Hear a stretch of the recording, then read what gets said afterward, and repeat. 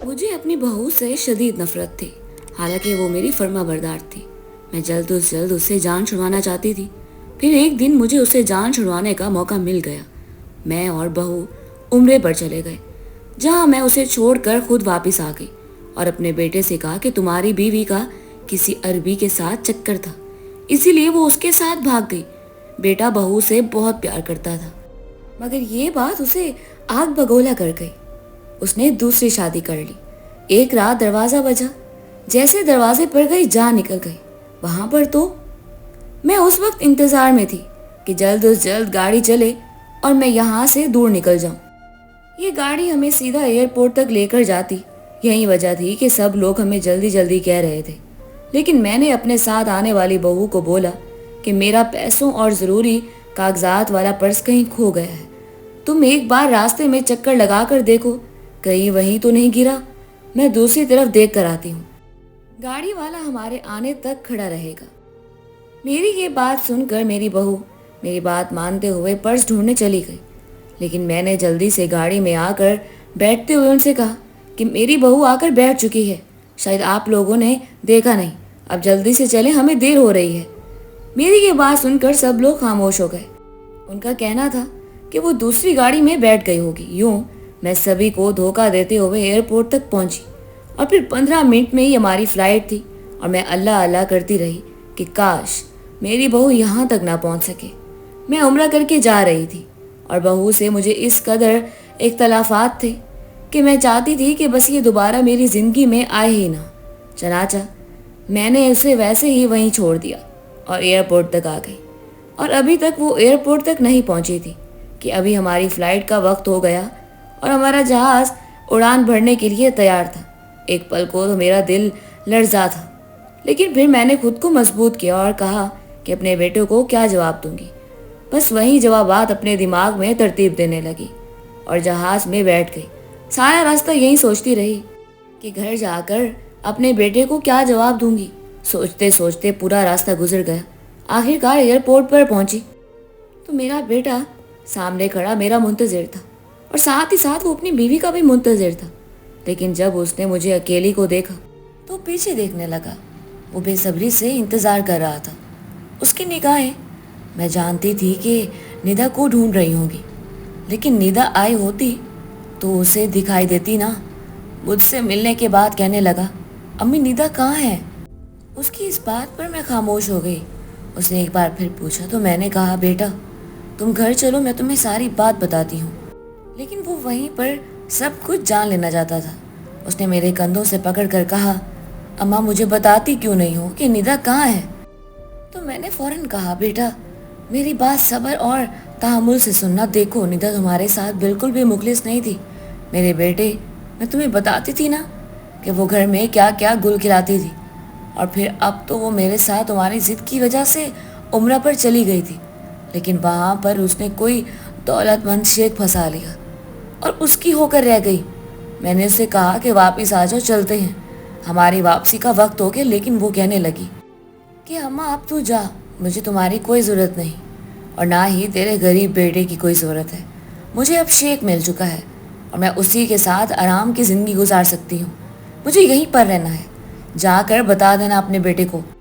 मैंने खुद से बात करी और बेटे के तासुरात देखने लगी। लेकिन ये क्या, उसकी आंखों में तो आंसू चमकने लगे थे। वो पागलों की तरह इधर उधर भागने लगा। लेकिन मैंने उसे पकड़ा और कहा, बेटा यही सच है। अगर वो आई होती तो फिर उस वक्त तक वो मेरे साथ होती, वो बाहर निकल आई होती। मैंने पहली बार अपने जवान बेटे को रोते हुए देखा था।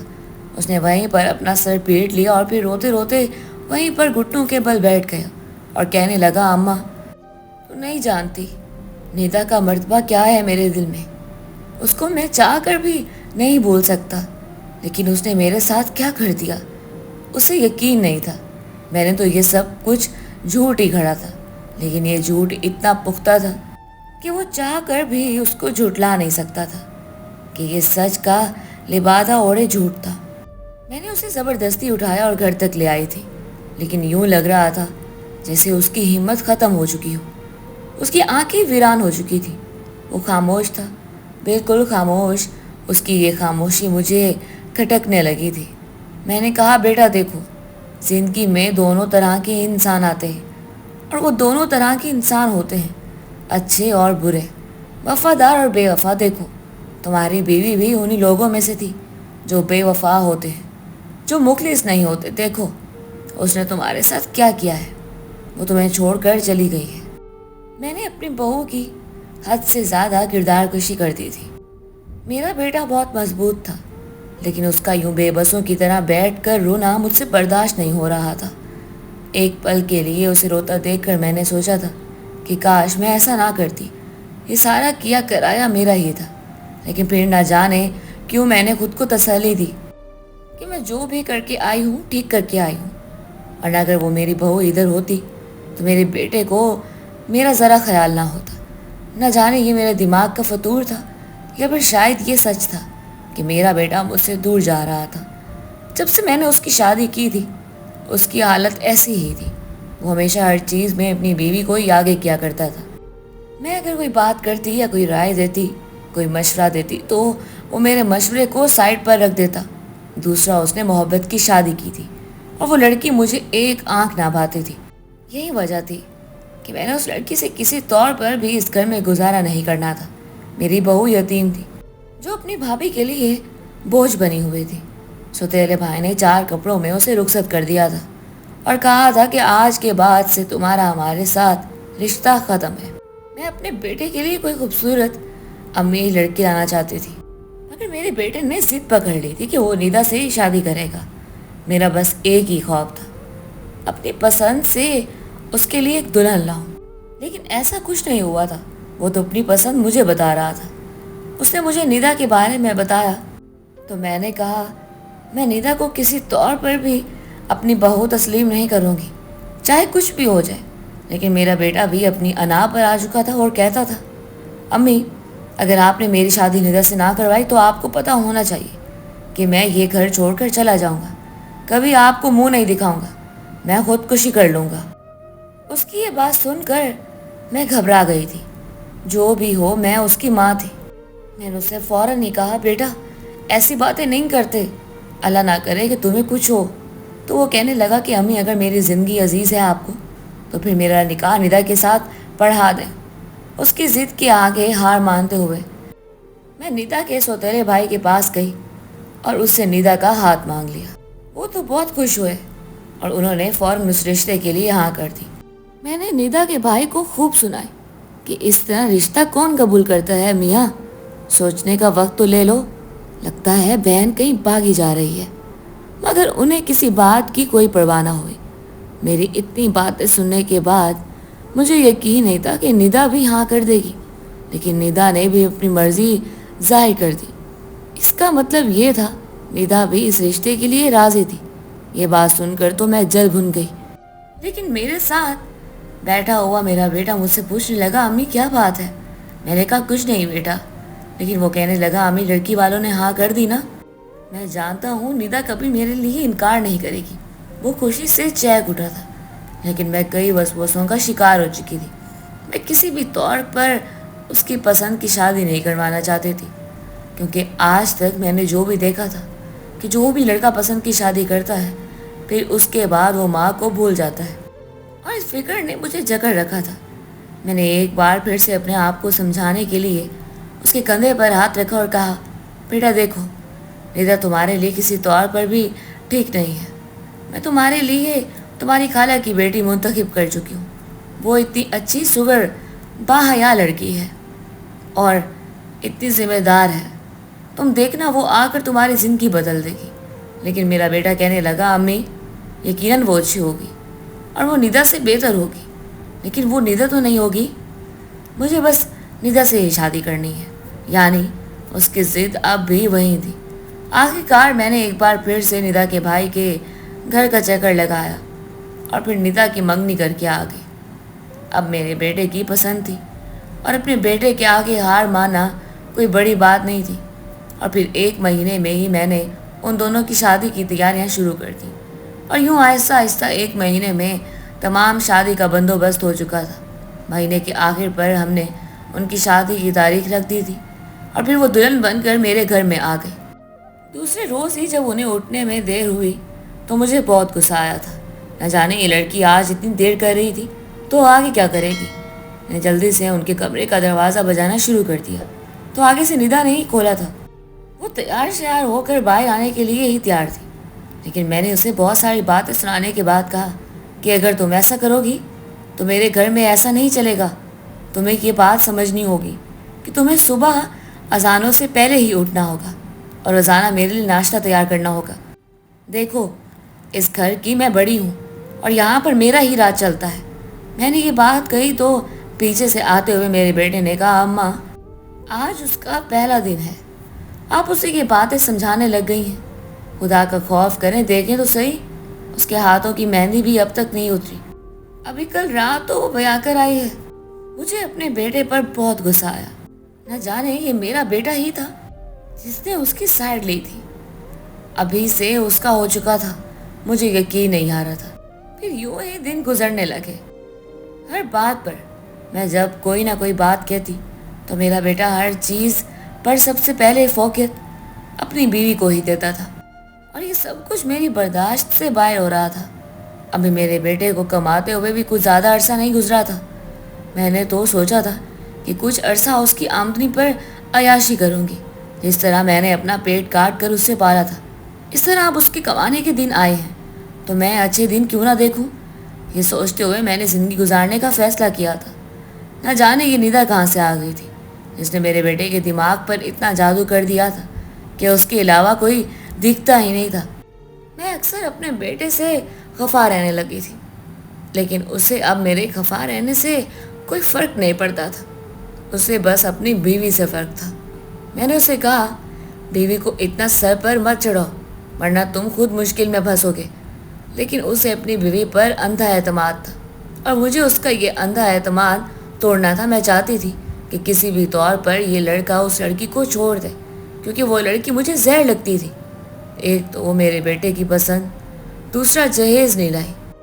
ان دونوں چیزوں نے مجھے اس کے حسد میں مبتلا کر دیا تھا۔ یہی وجہ تھی کہ میں چاہتی تھی کہ بس اب وہ بالکل بھی اس گھر میں ایک لمحہ بھی نہ ٹکے۔ میں نے اسے اپنے بیٹے کی زندگی سے نکالنے کے لیے 100 جتن کیے تھے، یہاں تک کہ میں نے اپنے بیٹے کو اس کے کردار پر انگلی اٹھا کر بھی دکھایا تھا۔ میں نے اسے کہا تھا کہ وہ تمہاری غیر موجودگی میں دوسرے لڑکوں سے ملتی ہے، لیکن میرے بیٹے نے فوراً ہی کہا، میں نے یہ کچھ بھی اپنی آنکھوں سے نہیں دیکھا۔ جب تک میں اپنی آنکھوں سے نہیں دیکھ لیتا تب تک میں ان سب چیزوں پر کبھی یہ بھروسہ نہیں کروں گا۔ رہی بات اس لڑکی کی، تو یہ میری بیوی ہے، میں اسے کسی قیمت پر نہیں چھوڑوں گا۔ اپنے بیٹے کی ڈٹائی پر مجھے سخت غصہ آیا تھا۔ اب وہ اپنے بیٹے کے سامنے مظلوم بننے کا ڈھونگ رچانے لگی۔ میں نے اسے کہا کہ یہ مجھے مارتی ہے، تمہاری بیوی تمہاری غیر موجودگی میں مجھ سے کام کرواتی ہے اور مجھ پر نہ جانے کیسے کیسے ظلم و ستم ڈھاتی ہے۔ لیکن میرے بیٹے نے میری بات سننے کے بعد کہا، اگر تجھے میری بیوی سے لگاؤ نہیں ہے تو اس پر یہ باتیں بھی نہ کر۔ دیکھ، مجھے اس پر پورا یقین ہے، وہ اپنے سے بڑوں کی بہت عزت کرتی ہے، وہ مجھ سے بھی بہت عزت سے بات کرتی ہے، تو پھر یہ کہاں سے آ گیا کہ وہ آپ کی عزت نہیں کرتی؟ ہر بات پر وہ اس کی سائڈ لے رہا تھا۔ اب مجھے کسی بھی طریقے سے اپنے بیٹے کی زندگی سے اسے نکالنا تھا۔ اس کی شادی کو بھی 8 ماہ ہی ہوئے تھے اور میرے بیٹے نے مجھے کہا کہ اماں تیرے لیے خوشخبری ہے، مبارک ہو، تو عمرے پر جا رہی ہے۔ اس نے میرے گھٹنے کو دباتے ہوئے کہا تو میں ایک دم سے چہک اٹھ بیٹھی۔ میرا دل خوشی سے لبریز ہو چکا تھا۔ میری آنکھیں اس وقت بھر آئی تھی جب اس نے مجھے یہ بتایا کہ اماں میں تجھے اور تیری بہو دونوں کو ہی عمرے کے لیے بھیج رہا ہوں۔ اتنے عرصے سے جو میں کما رہا ہوں، میں اپنی ساری تنخواہ بس اسی چیز کے لیے رکھتا آیا ہوں کہ آپ کو اور آپ کی بہو کو عمرے کے لیے بھیج سکوں۔ اور دیکھنا میں نے تم لوگوں کو کیسا گفٹ دیا ہے، میرے بیٹے نے چمک کر کہا۔ میں نے بے ساختہ اسے اپنے سینے سے لگایا۔ میری آنکھیں آنسوں سے تر تھیں، جبکہ میری بہو ندا کچن کے دروازے پر کھڑی آنسو بہا رہی تھی۔ لیکن وہ چاہتی تھی کہ فیصل بھی ساتھ جائے، لیکن فیصل نے کہا نہیں، مجھے بالکل بھی وقت نہیں مل رہا، اگر میں جاؤں گا تو پھر مجھے نوکری سے ہاتھ دھونے پڑیں گے، اور اللہ اللہ کر کے مجھے یہ نوکری ملی ہے اور میں اسے ہاتھ سے جانے نہیں دے سکتا۔ اس کی بات سن کر ہم دونوں نے تیاری باندھ لی، لیکن جیسے ہی ہم دونوں نے عمرے پر جانے کی تیاری باندھی، میرے دماغ میں ایک منصوبہ چلنے لگا تھا. میں یہ بھول چکی تھی کہ میں اتنی خوبصورت جگہ پر جا کر نہ جانے کیا کرنے والی ہوں. بس مجھے کسی بھی طور پر اپنی بہو سے چھٹکارا چاہیے تھا. چنانچہ ہم دونوں نے اسے اللہ حافظ کہا اور عمرہ کے لیے رخت سفر باندھ لیا.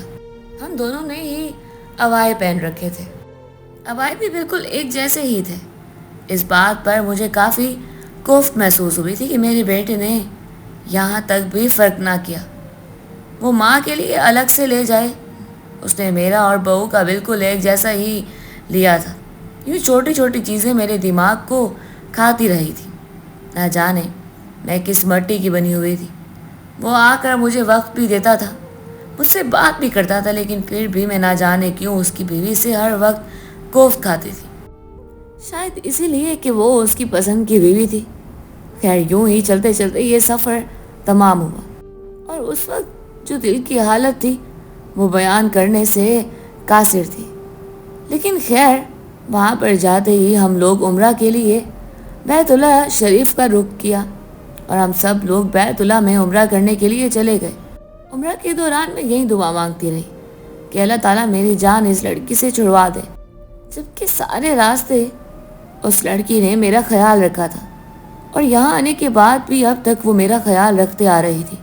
لیکن میرے دماغ میں بس یہی چیز بیٹھی ہوئی تھی کہ وہ بس میرے بیٹے کی پسند ہے تو بالکل بھی مکمل نہیں ہے.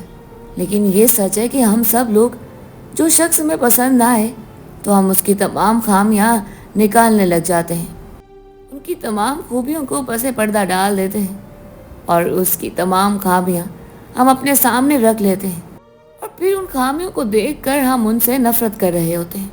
اور یہی وجہ ہوئی تھی کہ میں نے اپنی بہو سے اتنی نفرت پال لی تھی. حالانکہ وہ اتنی اچھی لڑکی تھی, وہ میرا خیال رکھتی تھی, اس نے میرے سامنے کبھی زبان نہیں چلائی تھی. لیکن نہ جانے کیوں میں بس اسی ضد پر اڑ چکی تھی کہ میرے بیٹے نے اپنی پسند کی شادی کیوں کی. بیت اللہ شریف میں ہم دونوں عمرہ کرتی, وہ میرے آگے پیچھے پھرتی رہتی. 30 دن کا عمرہ مکمل ہونے کے بعد اب ہمارے جانے کا وقت تھا اور میں اسے اپنے ساتھ نہیں لے کر جانا چاہتی تھی کیونکہ آج صبح ہی میرے بیٹے کی ویڈیو کال آئی تھی. وہ بار بار اپنی بیوی کا پوچھ رہا تھا, کہہ رہا تھا کہ اماں اس کا خیال رکھنا اور اسے ہمیشہ اپنے ساتھ رکھنا, کہیں ایسا نہ ہو کہ تو اسے وہیں چھوڑ کر آ جا. اور اس کی یہ بات میرے دماغ میں بیٹھ گئی اور پھر میں اپنے دماغ میں ترتیب دینے لگی اور پھر اپنے دماغ میں سوچتے ہوئے اسے یہیں پر چھوڑنے کا فیصلہ کر لیا تھا. اور آخر کار ہمارا آخری دن آ پہنچا تھا. ہماری تمام گاڑیاں ایئرپورٹ پر جانے کے لیے تیار تھیں. ہم قافلے کے ساتھ ہی تھے اور ہمیں قافلے کے ساتھ ہی روانہ ہونا تھا. ہماری 2 بڑی بڑی گاڑیاں تھیں جس میں ہمارے قافلے کے تمام لوگ ایئرپورٹ تک جانے والے تھے. جیسے ہی گاڑیوں میں لوگ جا کر بیٹھنے لگے میں نے اپنی بہو سے کہا کہ میرا پرس گم ہو گیا ہے, تم دوسری طرف دیکھو, میں ادھر دیکھتی ہوں. اس نے جیسے ہی رخ موڑا میں نے جلدی سے اپنی سیٹ پر بیٹھتے ہوئے ڈرائیور سے کہا کہ جلدی کرو, میری بہو آگے والی گاڑی میں بیٹھ چکی ہے. ان لوگوں کو اس بارے میں کچھ معلوم نہیں تھا اور وہ مجھے اپنے ساتھ ایئرپورٹ تک لے آئے. ہماری رہائش گاہ سے ایئرپورٹ تک کا فاصلہ آدھے گھنٹے کا تھا اور جب ہم ایئرپورٹ پر پہنچے تو 50 منٹ فلائٹ میں رہتے تھے, لیکن ابھی تک میری بہو نہیں آئی تھی. میں اب خوش ہو چکی تھی کہ وہ اب نہیں آئے گی اور اب ویسا ہی ہوا تھا, فلائٹ تک وہ نہیں آئی تھی اور میں جہاز میں بیٹھ کر اپنے گھر پہنچ گئی. جب بیٹے کو یہ بات بتائی تو وہ صدمے سے چور ہو گیا, لیکن وقت کے ساتھ اسے صبر آ گیا. میں نے اپنے بیٹے کے لیے اپنی بہن سے فوراً ہی رشتہ مانگا تو میری بہن انکار نہ کر سکی اور پھر میں اپنی بھانجی کو بیا کر اپنے گھر لے آئی. آہستہ آہستہ اس نے میرے بیٹے کو سنبھالنا شروع کیا اور یوں وہ آہستہ آہستہ اپنی زندگی میں واپس آنے لگا. مجھے اس بات کی خوشی تھی کہ اب وہ میری پسند سے شادی کر کے خوش ہے, لیکن میں نہیں جانتی تھی کہ اس کا دل مر چکا ہے. اب وہ اکثر خاموش رہتا تھا, کسی سے کوئی بھی بات نہ کرتا. یوں ہی دن گزر رہے تھے. ایک روز ہمارے دروازے پر دستک ہوئی. گھر پہ میرا بیٹا بہو دونوں ہی گھر پر موجود تھے. میں نے جیسے ہی دروازہ کھولا سامنے موجود لوگوں کو دیکھ کر میرے پیروں تلے سے زمین نکل گئی تھی کیونکہ سامنے میری بہو کھڑی تھی. ساتھ عربی شیخ تھا मेरी बहू के हाथ में एक माँ का बच्चा भी था। मुझे हैरत हो रही थी, 8 माह हो चुके थे और मैं इस लड़की को भूल ही चुकी थी, लेकिन ये लड़की अब अपने हाथ में एक बच्चा लिए मेरे घर के दरवाजे पर खड़ी थी और मेरा बेटा भी अंदर मौजूद था। मेरे पैरों तले से ज़मीन ही निकल गई थी। मैंने कहा, आप कौन? तो शेख ने साफ गोई से मुझसे कहा कि मैं दरवाजे से हट जाऊं और अपने बेटे को बुलाऊं। मैं ना हटी तो उसने चिल्ला कर कहा। उसकी आवाज़ पर मेरा बेटा भागता हुआ बाहर आया, लेकिन सामने अपनी बहू को देखकर एकदम से ठड़क गया। वो निदा थी, जो आंखों में आंसू लिए बड़ी उम्मीद से फैसल को देख रही थी। इससे पहले कि मैं आगे बढ़कर कुछ बोलती, शेख आगे बढ़ा। उसने फैसल के कंधे पर हाथ रखते हुए उसे कहा, यह तुम्हारी अमानत है, मैं तुम्हें वापस लौटाने आया हूँ। शायद उसे इस काफले वाले वहीं पर भूल आए, लेकिन फैसल ने कहा, मेरी माँ ने तो मुझे कहा था ये किसी शेख के साथ। अभी उसने बात अधूरी छोड़ी थी कि निदा आगे बढ़ी और कहने लगी, आप मेरा यकीन करें, ये बच्चा आपका है। मैं तो उम्मीद से थी, जब मैं उम्रे के लिए गई थी मैंने आपको नहीं बताया था। मैंने ये बात वापस आकर बताने पर छोड़ दी थी, लेकिन जब वापसी का वक्त हुआ तो आपकी अम्मी ने मुझे पर्स ढूंढने के लिए भेजा और जब मैं 10 मिनट पर्स ना मिलने पर अपनी जगह पर पहुंची तो वहां पर कुछ भी नहीं था। मैं दर बदर भटकने लगी। आखिरकार मुझे ये शेख मिले। इन्होंने मुझसे मेरे बारे में पूछा और मैंने उन्हें अपने बारे में सब कुछ बताया। मेरा वीज़ा ख़त्म हो चुका था। इन्होंने आपके बारे में पता करवाना शुरू किया और 8 महीने में इन्होंने आपके बारे में एक एक बात जान ली। उन्होंने ये भी जान लिया है कि आपकी अम्मी ने मुझे वहाँ पर छोड़ने के लिए ही ये सब ड्रामा रचाया था। मेरे बेटे ने ही बेयकीनी से मेरी तरफ देखा और कहा, अम्मा क्या ये सच है? मैं खामोश रही। उसने एक बार फिर पूछा। यहाँ तक मेरी भांजी, जो कि अब मेरी बहू बन चुकी थी, वो भी आ चुकी थी। सारी सूरत हाल को समझ लेने के बाद वो कह रही थी, हाँ ये बात बिल्कुल सच है। अम्मा ने ही ये सब कुछ मुझे बताया था ताकि मुझे अपने घर की बहू और आपकी बीवी बना सके। मेरा बेटा इज्जत से अपनी बीवी को घर लाया। मैंने उन दोनों से माफ़ी मांग ली। मेरी भांजी ने फैसल से तलाक ले ली क्योंकि वो इस शादी से खुश नहीं थी।